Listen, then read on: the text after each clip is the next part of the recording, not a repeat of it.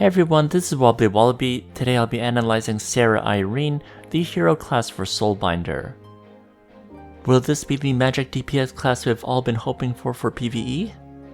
How about for PvP, will she be annoying as hell? I will analyze her skills, discuss her advanced ruins, cover her class specific weapon, and provide my analysis from playing with her for the last couple days. Stay tuned for all the details. First, Sarah Irene is the hero class for Soulbinder. You can unlock her if you have Channeler.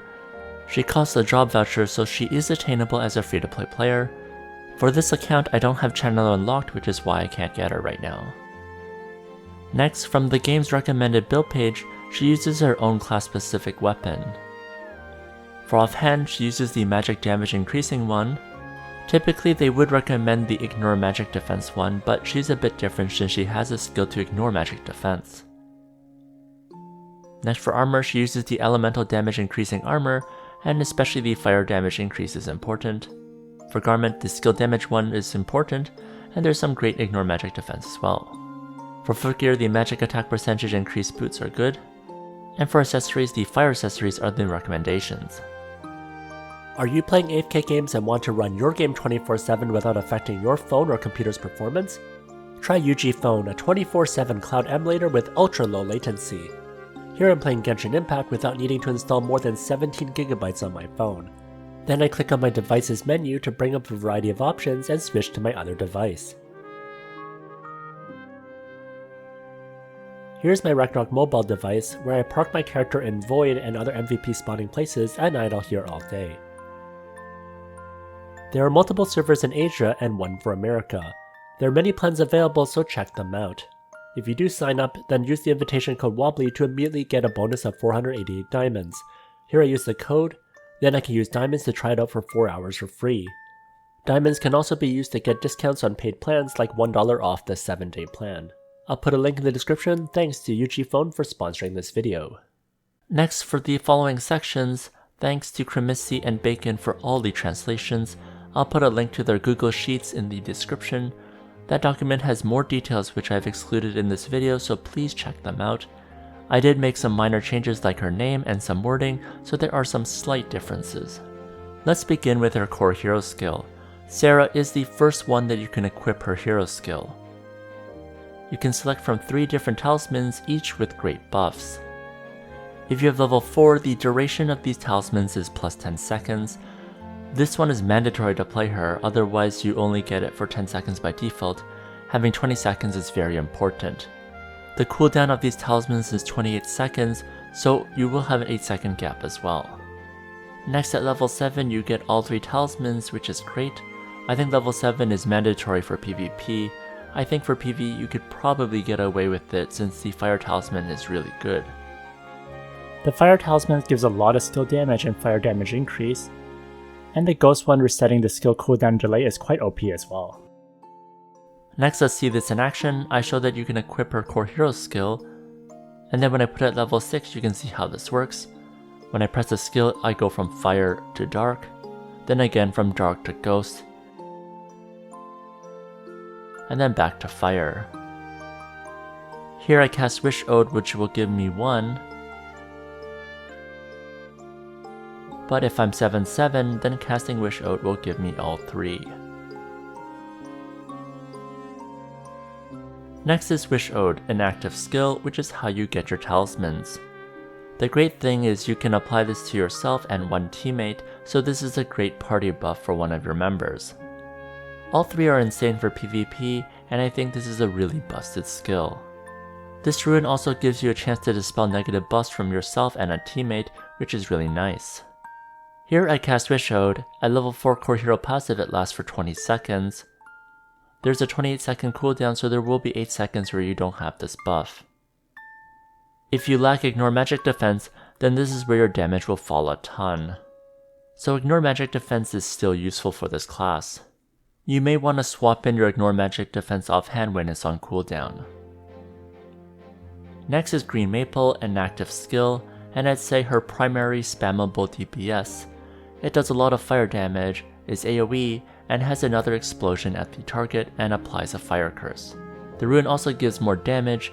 It has incredibly huge range, so this is where RNG can really affect her damage output. If you get 50%, you're really happy, and if you get something low, well, you'll be very sad. Here I cast it against the Harpies. The initial hit wipes out the Harpies in front, then at the target destination, it explodes. I wish we had more control of the explosion, because to keep the target at that distance is difficult. Ideally, you want both hits to land on the target. Here against the dummy, if you're too close, the second hit misses.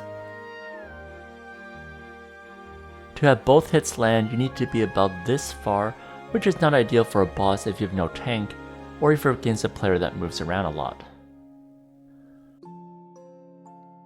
Next is Butterfly Ripple, an active skill. You deal 3 ripple waves of different radiuses and deal dark elemental magic damage. You can also put dark curses on your targets. But please note, when you cast it, if it is within 2 meters, it won't hit. There's definitely a minimum distance. This is another annoying skill to cast because distance matters. The rune reduces the cooldown further, which makes it more spammable, which is nice. Here you can see me casting Butterfly Ripple with the center around one harpy. The other harpies die while this one remains unharmed. You have to remember to not cast this directly on the target, which is a bit hard to do since we're so used to casting AoEs on the target. Next is All Things Follow, an active skill. This will do ghost damage to a single target and is influenced by luck. You also apply a ghost curse. If the target has no teammates within 5 meters of it, it does an additional 100% damage. The rune will give you a self shield based on the damage. Here I cast it on the golem. The damage is nice, although the cooldown is a bit too long. I think this needs to be more spammable so we have a good option against fire elemental targets. Maybe to make it more balanced, the refresh rate is faster when cast against bosses or monsters. Next is Impermanence, an active skill. This is great for PvP since it makes them unable to target or be targeted by a teammate for 12 seconds. At the same time, they get All Thing Follows every 2 seconds and cannot be dispelled. I think for PvP this is going to be insanely annoying to deal with, but there is a 24-second cooldown so you can't spam it. Here I cast it on the golem. There's a bit of casting time, but once you cast it at the start of battle, you can spam your other skills. The damage is quite nice for 12 seconds. Next is 3C's, an active skill. This puts out a fan-shaped AoE that does fire, dark, and ghost damage. Once it reaches the target, it explodes. The targeting is just as annoying as Green Maple. The cooldown is 15 seconds, so you can't spam this either. For the target explosion at the end, fire is on the left, dark is middle, and ghost is on the right side. So again, the positioning matters for this class, so I feel you have to constantly be thinking about the positioning. Next is Heaven Earth Resonance, a passive skill. If you're wondering what all the curse effects were about before when you're doing damage for fire, dark, and ghost, this is what it's for. You can do different combos for some nice effects. Fire and another element leads to some nice damage over time for 5 seconds. If you want to deal some nice damage over time, definitely start with fire first before the other element. Next, if you have 2 dark curses, you can cause attack and casting range to be capped to 4 meters and last for 6 seconds, which is annoying for PvP. Next, for Dark and Ghost Cursed, you can cause the crowd control resist to be reduced by 30% and last for 10 seconds. And finally, for Ghost and Ghost Cursed, it bans auto attack and lasts for 6 seconds. Auto attack is an interesting choice, but that would definitely shut down some classes. Perhaps they're trying to shut down Jormungandr, which is quite strong in PvP right now. For the Ruin, the duration can be further increased to cause further annoyances to your targets. Next is Heaven's Principle, a passive skill. It allows her magic damage skills to use size modifiers. This skill also gives you 30% damage to large sized targets and 15% to medium sized targets, which is nice. I'd always disliked how magic classes can't use size modifier cards unlike physical damage classes, so this is a nice change. This means that you can use popular cards like Minoris. Next is Stealth, a passive skill.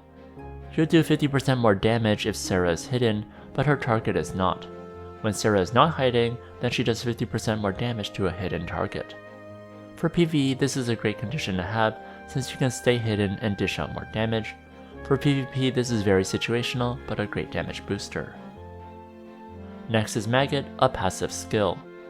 For her fire damaging skill, there's a 50% chance to apply burn status. For her dark damaging skill, she has a 50% chance to apply darkness status. And for her ghost damaging skill, she has a 50% chance to apply silence status. This is a nice passive overall and works great against mobs. And for PvP, the silence is super annoying, so I think people will be spamming ghost stuff quite a bit. Next is Heartflame. When under hiding status, she has a 50% final damage reduction and restores 5% max HP every second. This gives her some survivability, but this isn't anti-death, or this isn't any way to stop damage completely. I found her very fragile in instances when playing her, so I had to cheat with the HP relic. Compared to other magic DPSs in the class that have good survivability, I'd say it's not as good as Arcane Master, which has White Barrier, Slayer, who has the ability to negate damage for a bit, or Magic Novice Guardian, who's able to self-revive. Her survivability just isn't that great. Next, here's her class-specific weapon. It's called Nirvana. Notably, for every refined level you get more magic damage and also medium and large size damage modifiers. Next, for her tier 5 effect, it gives a nice boost to your dark and ghost elemental damage by giving it 50% of your current fire elemental damage, which is why you want to get your fire elemental damage as high as possible. However, from others who have been testing her out, Unlimited continues to be the best weapon, so be careful about investing in this weapon at the moment. Next, for materials to make the base weapon, there's a bunch from Yuno. Next, here's a list of some of the synthesis weapons and gears that she can wear.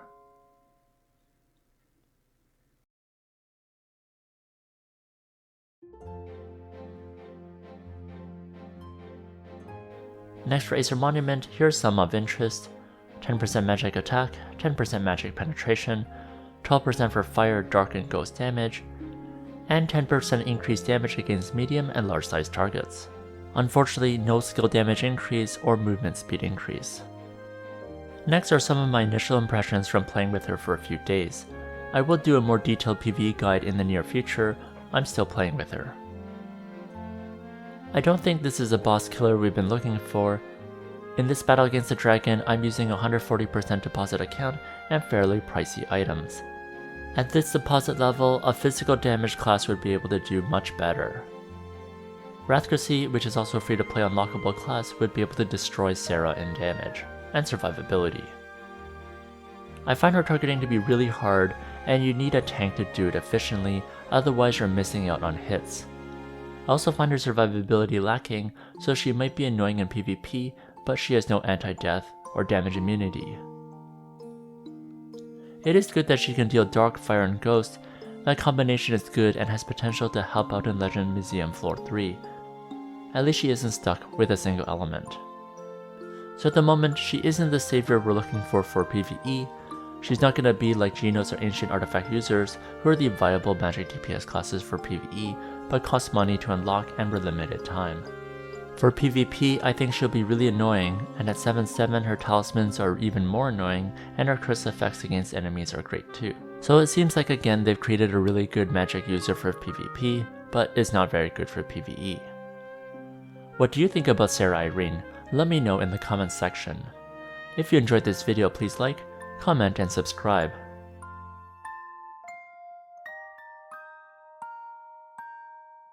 Here's a video that I would recommend, and if you want more sneak peeks, check out this playlist over here.